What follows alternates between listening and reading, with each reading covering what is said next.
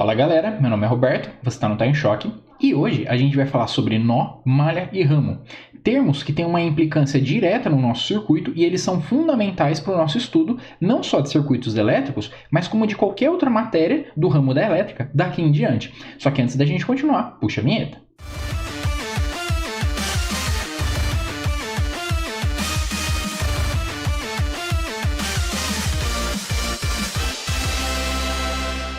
Acontece, eu vou dar algumas definições inicialmente e depois nós vamos direto para um circuito elétrico analisar e onde se refere cada termo, tá bom? Então, vamos com calma, primeiro tentando entender o que significa essa nomenclatura e depois analisando de acordo com o circuito. O nó é uma região no circuito com o mesmo potencial. Sempre existe um nó de referência, logo potencial também. O que ocorre é o seguinte: nós temos o nosso bipolo aqui genérico. Pode ser um elemento passivo, como pode ser um elemento ativo, como a gente viu em outras aulas. Perceba que eu sempre vou ter uma diferença de potencial, ou seja, uma tensão sobre esse meu bipolo. Então, um polo dele, ou seja, um pino dele, vai ter um potencial e o outro vai ter outro potencial. O símbolo de mais e menos não necessariamente indica que esse potencial naquele pino ele é um potencial positivo ou negativo. Só informa que esse pino aqui com esse potencial tem um potencial maior do que esse daqui. A esses pinos que nós temos os potenciais e nos referimos, nós damos o nome de nó. Tá? Perceba que se eu ligar vários bipolos, por exemplo, vou ligar dois aqui para vocês verem. Se eu ligar esses bipolos, por exemplo, nesses pinos aqui, como você pode ver, e eu aplicar a tensão mais e menos, perceba que eu vou ter o mesmo potencial no pino desse bipolo como desse outro aqui. E também eu vou ter um outro potencial no pino daqui e aqui também. Então, essas regiões que possuem o mesmo potencial, eu dou o nome de nó. Tá? E a gente sempre tem um nó de referência no nosso circuito. Isso pode estar explícito ou isso pode estar implícito, dependendo da forma como nós analisamos. Mais para frente, não só nessa aula como em outras, eu vou exemplificando isso e cada vez mais vai ficar claro. É que numa única aula é difícil você enxergar isso, porém com mais exemplos, principalmente quando a gente entrar em métodos de análise de circuitos elétricos, vai ficar claro esse potencial de referência, tá bom? Depois nós temos o ramo. O ramo é um caminho entre dois potenciais, ou seja, caminho entre dois nós. Perceba o seguinte, se eu tiver um bipolo aqui, esse bipolo, por sua vez, ele vai ter um potencial aqui num pino e um potencial no outro pino. Então, tudo que tiver entre esses dois potenciais que são os meus nós, vai ser chamado de ramo. Então, nesse caso aqui que eu apresentei para vocês, eu tenho um bipolo que ele é o meu ramo do meu circuito. Podem haver ligações em que eu posso ter vários ramos, certo? Por exemplo, se eu pegar dois bipolos e ligar nessa configuração aqui, ó, em que os pinos aqui em cima eu apliquei um potencial e nos pinos de baixo eu apliquei outro potencial, eu vou ter um nó aqui nessa parte, eu vou ter um nó nessa outra parte, e aí eu vou ter dois caminhos. Eu vou ter o caminho por esse bipolo e o caminho por esse outro bipolo. Então, tecnicamente, eu tenho dois ramos, tá bom? A mesma coisa, vou colocar aqui no outro lado para vocês, se eu pegar um outro bipolo, ligar dois assim, ó, nessa configuração. Perceba que eu vou ter um potencial aqui nesse pino, eu vou ter um potencial nesse pino do meio que interliga os dois, e eu vou ter um potencial nesse outro pino.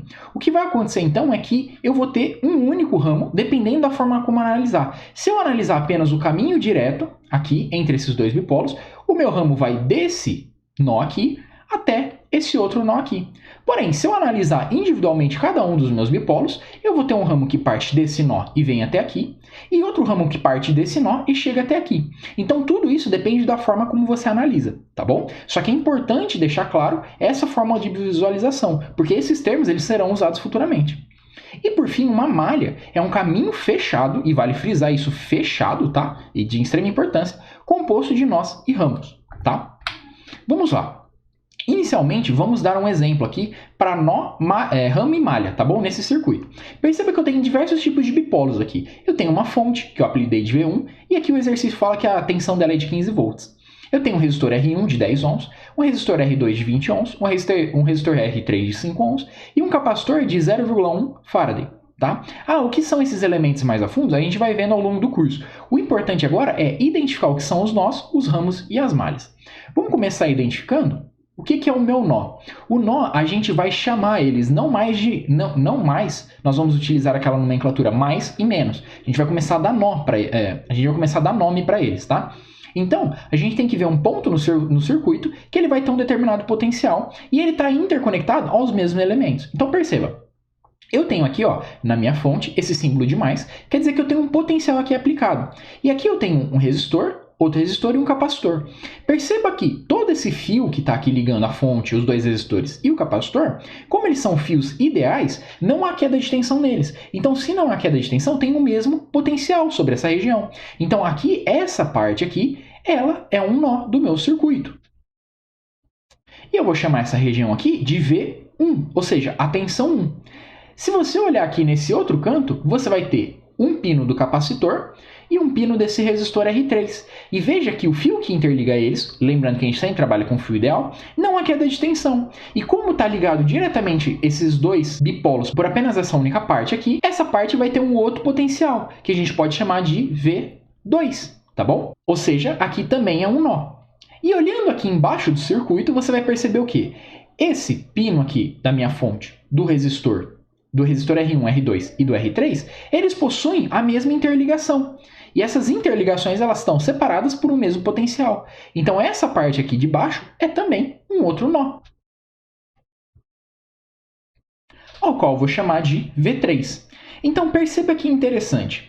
Eu tenho então nesse circuito aqui três nós, o nó V1, o nó V2 e o nó V3. Esses nós, eu sei qual é o potencial deles? A princípio, não. O que eu vou saber futuramente na análise de circuitos é a diferença de potencial, ou seja, eu sei a tensão entre V1 e V3. Eu vou saber a tensão entre V1 e V2 e eu vou saber a tensão entre V2 e V3. Então, é assim que a gente vai analisar os nossos circuitos futuramente. Lembra que eu falei que tem um nó de referência? Nós podemos adotar sempre um nó como referência do meu circuito, e esse nó ele pode ter qualquer potencial. Só que para facilitar e evitar que a gente fique com potenciais negativos, tensões negativas no circuito, nós normalmente pegamos o nó de menor potencial, que a gente considera que ele tem um menor potencial, e nós damos uma simbologia para ele especial. Nós falamos que ele é o terra, dado por essa simbologia aqui, ó, tá? Que a gente apelida de GND. Perceba que eu não escolhi o nó V3 à toa. Veja que ele está ligado no negativo da minha fonte. E como eu sei que o negativo da minha fonte, como ela é elemento ativo que fornece energia para o meu circuito, ela tem um campo elétrico aqui interno impulsionando as cargas, então se eu defino que esse nó na minha fonte é um negativo, porque ela me aponta, olha a simbologia aqui de menos, então eu sei que aqui esse nó, que está interligando os outros bipolos, ele vai ser o de menor potencial. Ah, Roberto, por que você não escolheu, por exemplo, o V2? Veja só que o capacitor e o resistor, lembra das aulas passadas que a gente sempre admite eles como elementos passivos até que seja provado o contrário. E o resistor sempre é passivo. Eu não sei qual que seria o potencial em V2. O V1, ele já fica claro que o potencial dele é maior do que o V3. Por quê? Porque a minha fonte, ela aplica, ó, eu tenho 15 volts de diferença de potencial entre V1 e V3. Só que como a diferença de potencial é a diferença entre eles, e é um número positivo, então eu sei que meu V1 ele é maior do que o meu V3, por consequência. Então, como eu sei que o V1 é maior que o V3 e o V2 eu não posso aferir nada dele, então eu posso pegar o meu V3, já que a minha fonte indica que ele é o de menor potencial. Roberto, eu poderia ter pego o V2? Poderia. Eu poderia ter pego o V1 como referência? Poderia também. A única diferença é que no final, ao fazer os cálculos, você vai notar que algumas tensões elas podem estar com os valores modificados. As tensões sobre os elementos elas podem estar negativas, por exemplo. E tudo isso vai depender da forma como você analisou o seu circuito. Ah, só uma observação. Toda vez que você tiver uma bolinha aqui ligando a um fio e você puxa outro fio e adiciona um bipolo, alguma simbologia, isso quer dizer que está curto-circuitado, ou seja, você está ligando os próprios elementos ali, tá? Tá tudo unido. A partir do momento que você tem dois fios cruzando, mas não tem a bolinha, quer dizer que esses fios não estão curto-circuitados, ou seja, eles não estão ligados entre si. A partir do momento que você identifica com a bolinha aqui, quer dizer que os fios estão ligados, tá? É só uma convenção de simbologia, tá bom?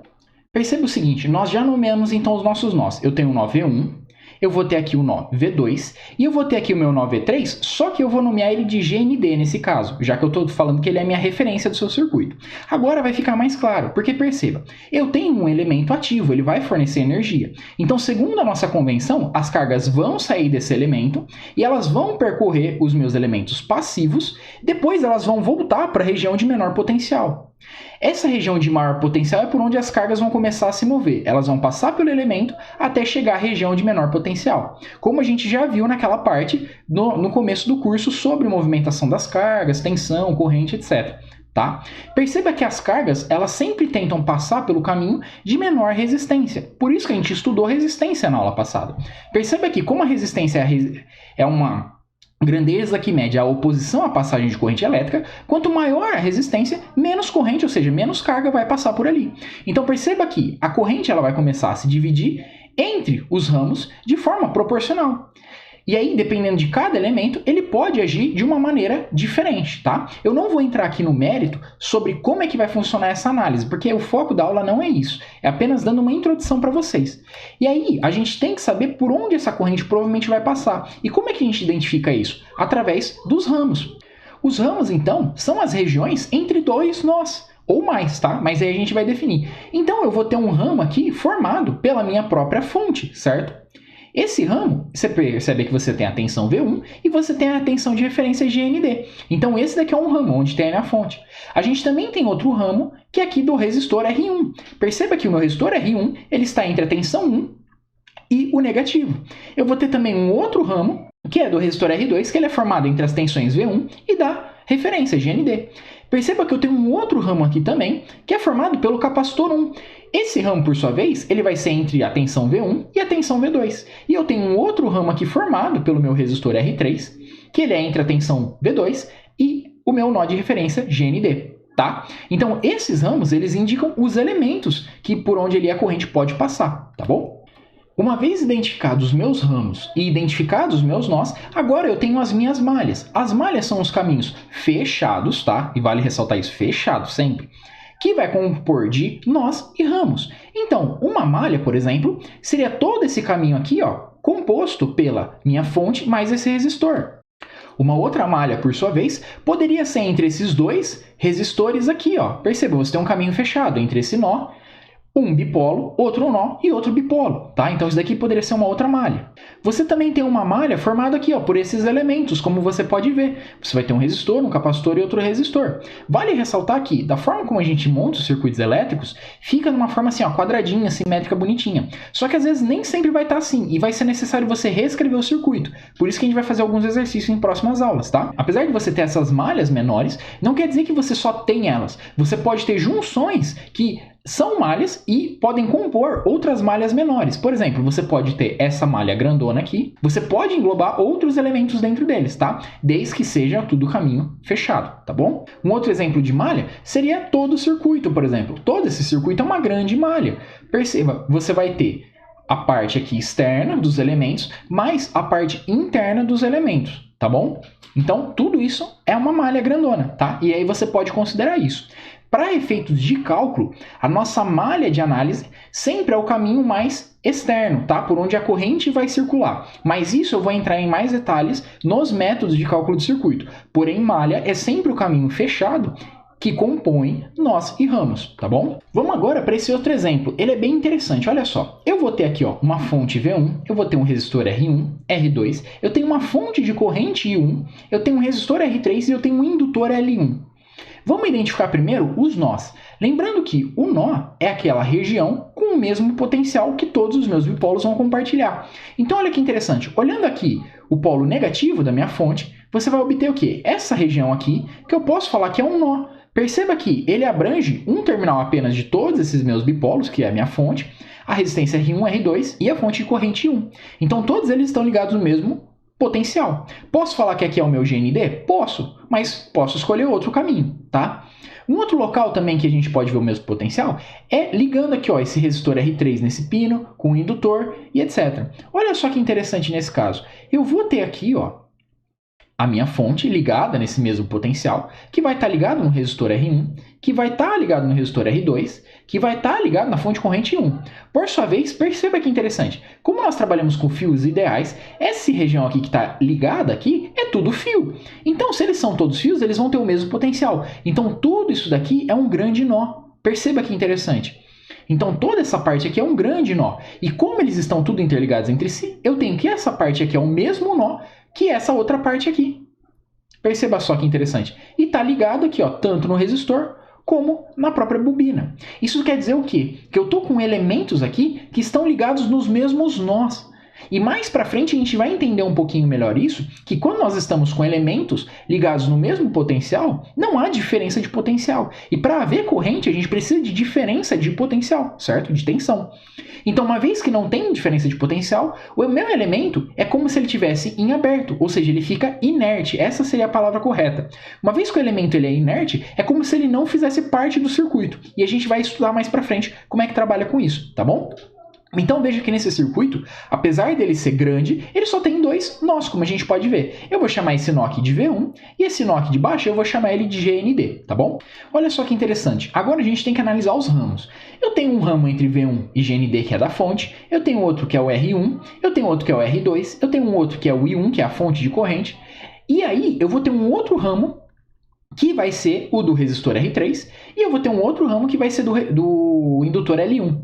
A questão aqui é que, como esse elemento aqui é como se eu tivesse o pino dele, ó, perceba que aqui é o mesmo potencial dessa região. Então é como se eu tivesse o indutor assim, ó, desenhando um indutor bem feinho aqui para vocês, ele está curto-circuitado dos próprios pinos.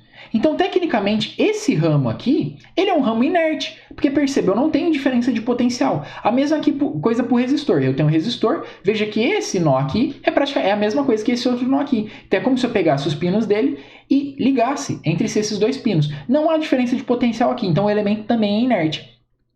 Por isso que é importante você ter bem definido na sua cabeça o conceito de nó, ramo e malha, porque isso ajuda a identificar os exercícios e é necessário para análises mais avançadas. E com relação às malhas, quantas malhas nós temos? Nós temos inúmeras malhas. Nós temos essa malha aqui, por exemplo, desse indutor, temos essa malha desse resistor. A gente tem essa própria malha aqui, que ela é composta apenas de um nó. Só que isso daqui pode ser reescrito de outra forma com que eu faça com que eu suma com essa malha. Então essa é importante você identificar, por exemplo, mesmo os potenciais, ou seja, mesmo os nós. Porque apesar de parecer ser uma malha isso daqui, se você reescrever o circuito, praticamente isso daqui é o mesmo nó no seu circuito, tá? A gente tem uma outra malha formada pela fonte e resistor, entre dois resistores, como você pode ver aqui, resistor e fonte. Eu tenho a malha mais externa, que vai envolver o indutor, o resistor, a fonte e essa outra fonte aqui, e aí você pode identificar diversas malhas. Então esses exercícios foram para a gente entender um pouquinho melhor o que é malha, ramo e nó, tá bom? Depois disso, agora eu vou explicar para vocês um pouquinho melhor sobre essa parte do material ser inerte. A gente vai ter o bipolo. Se os terminais estão ligados no mesmo potencial, como a gente viu o caso ali do resistor e do indutor, você tem eles e eles estão ligados no mesmo terminal, assim, entre eles vão ser o mesmo potencial, ou apenas um terminal com potencial, então imagina, eu tenho um resistor aqui, em que eu apenas aplico aqui ó, o potencial positivo. Eu não tenho potencial aqui do outro lado, eu estou com essa parte aqui em aberto.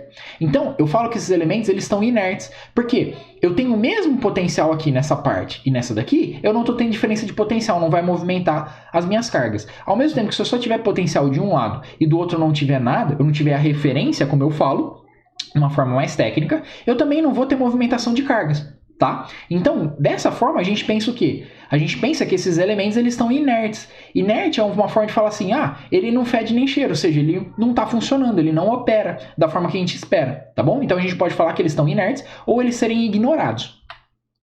Um exemplo claro é nessa parte aqui, ó. Por exemplo, eu vou ter uma fonte, eu vou ter o resistor, o R1, R3 e eu vou ter o resistor R2. Perceba que quem gera o meu potencial é a minha fonte. Ela vai ter o polo positivo e ela vai ter o polo negativo. As cargas elas vão tentar fluir do polo positivo para o negativo. A questão é que no resistor R1 eu vou ter diferença de potencial, ou seja, eu vou ter um lugar com mais potencial, outro com menos potencial. Perceba que aqui a minha fonte está jogando um potencial positivo para esse ramo do resistor e aqui um potencial negativo. Então sim, vai fluir corrente por aqui. A mesma coisa para esse outro resistor R3. Eu vou ter sim a fonte mandando potencial para esse ramo e mandando um outro potencial diferente para esse. Então sim, vai fluir corrente. Já no resistor R2, o que acontece? Eu tenho um potencial positivo aqui. E do outro lado eu tenho o quê? Eu não sei. A priori, essa parte aqui ela está neutra. Se ela está neutra, então não há como eu gerar a carga, porque eu não tenho diferença de potencial. Então é como se esse ramo aqui, ó, essa parte aqui a gente chama também de ramo em aberto, tá? Esse ramo em aberto, ele não existisse. Então eu posso ignorar ele, tá? Literalmente, excluir ele daqui, e aí eu só trabalho com essa malha aqui, que é composta dessas outras duas malhas menores, que é a fonte, resistor R1 e R3, tá? Outro exemplo, por exemplo, é essa parte aqui, ó. Eu vou ter a fonte V1, resistor R1, R3, R2 e R4. Olha que interessante. Quem que é o nó aqui? Eu tenho esse nó aqui, que engloba toda essa parte aqui, ó, se você pode ver, ó.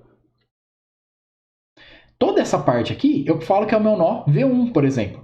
Perceba que o meu nó V1 está ligado na fonte, ele está no resistor R1 e no R3, só que em um terminal só, e no resistor R2. Só que no resistor R4, eu vou estar ligando tanto um terminal dele, como o outro terminal no meu nó V1. Então, dessa forma, eu não vou ter diferença de potencial, porque tanto nesse nó aqui, quanto nesse outro nó que estão ligados nos terminais do resistor R4, eu vou ter o mesmo potencial. Então, tendo o mesmo potencial, não tenho tensão, não tenho diferença de potencial. Na prática, você sim pode ter uma possível tensão, dado uma outra referência. Só que se você for medir sobre o resistor R4, o potencial dele vai ser um valor específico, só que a tensão, que é a diferença de potencial, vai dar zero, porque os dois terminais estão no mesmo potencial. Não há fluxo de corrente. Não havendo fluxo de corrente, é como se o elemento não estivesse ali. Então é como se esse ramo estivesse em aberto, como eu acabei de explicar no exemplo anterior, tá bom? Então, você pode trabalhar com um sistema em que você despreza o R4, e aí você vai ter sua fonte de tensão V1, R1, R3 e R2. Aqui, ó, eu redesenhei o circuito para ficar mais claro. Eu removi o resistor R4, que estava aqui antes, e aí, como isso daqui, essa região, é o mesmo nó, eu posso reescrever ele. Em vez de eu puxar esse fiozão aqui para cá, poxa, eu sei que é tudo o mesmo nó, basta eu puxar daqui para cá. E aí eu elimino essa parte aqui que eu acabei de escrever mais longa. Então, reescrevendo esse circuito, o que vai ocorrer? Eu consigo deixar de forma explícita quem são as minhas malhas menores e quem que é a minha malha maior no meu circuito. A aula hoje foi isso. Eu espero que tenha ficado claro o conceito de nó, ramo e malha e as formas de você identificar eles e identificar possíveis ramos do seu circuito que estão em abertos. Isso vai ser utilizado mais para frente e isso vai ter implicações futuras na análise de circuitos. Tá bom? Então, só relembrando da gente terminar a aula, que o nó ele é aquela região do circuito que possui o mesmo potencial, certo? Em relação ao ramo, é uma composição que fica de qualquer elemento que fica entre dois ou mais nós. E a malha é uma composição fechada entre nós e ramos, tá bom? Bem, eu espero ter ajudado. Qualquer coisa, você deixa uma dúvida no comentário. Siga a nossa página no Facebook e acesse meu blog para ter mais novidades sempre, tá bom? Muito obrigado, até a próxima aula.